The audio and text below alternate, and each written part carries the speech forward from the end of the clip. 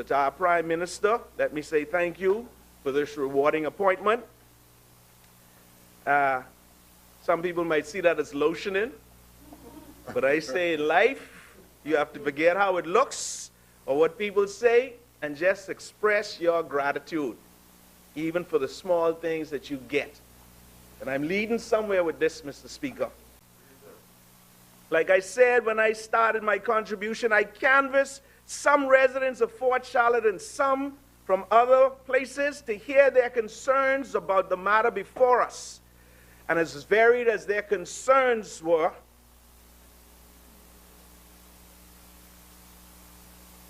so were their emotions and their voices. This is even evident in here, Mr. Speaker, among colleagues in this one constituency called the government.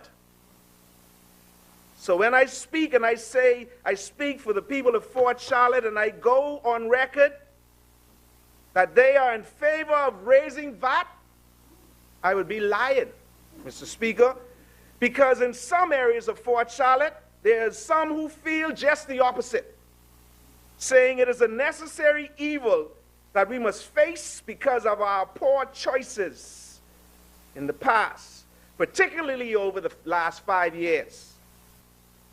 But you see, Mr. Speaker, when we get in this place where the people have sent us to do what is right, to speak truth on their behalf, particularly in the time of moral crisis. See, Mr. Speaker, but this is the foul culture that we've created for our own political convenience. Now it's hard to break this thing we've created because we've gotten a good number of our people, particularly those in the urban areas, so used to depending on government for everything.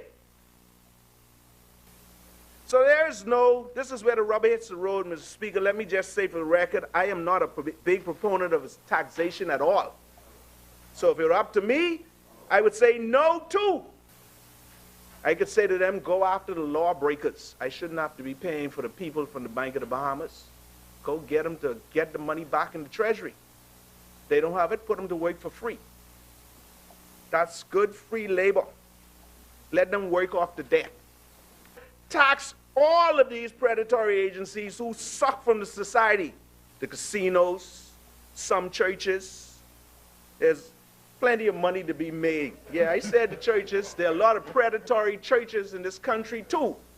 I've never seen a country so full of churches and the society gets worse and worse and worse. There must be some predatory practices happening there too. Tax them too. This is the right thing that a responsible representative should be telling residents. No government is going to be your savior. No government can be your savior. Stop thinking they will. Gordon MacDonald will tell you, in our pressurized society, people who are out of shape mentally usually fall victim to ideas and systems that are destructive to the human spirit. Excuse me, Mr. Speaker.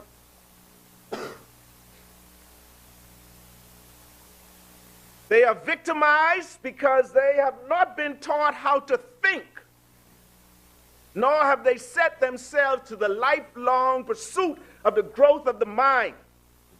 And not having the faculty of a strong mind, they grow dependent upon the thoughts and opinions of others.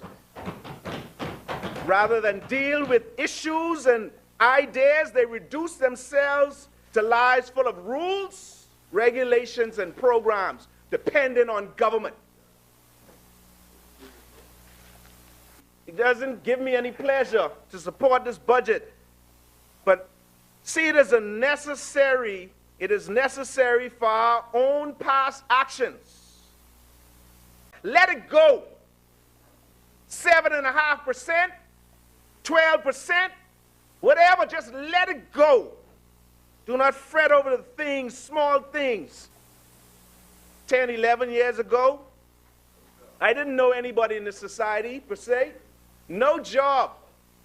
Had to go as a man 40 years old plus to the Tribune to say, please give me a job. They tell me, no, you know, you's a man, a grown man, you looking for money to buy a house and this, and I say, I just need some money. $250 was more than I had. And I remember many days, Mr. Speaker, God paid on the 28th, broke on the 5th. Going in the fridge, opening the door, no food. Turkey bacon, egg, grits, water, lettuce, tomatoes. I could tell you what I had. No food. Opening and closing the door, no food, 8 years. The only thing you can get for all this stuff that you fight now, if you're trying to be like Mr. Simonet, you're trying to be like this one, the only thing that happen is that you can get a good-looking coffin to take you into the ground.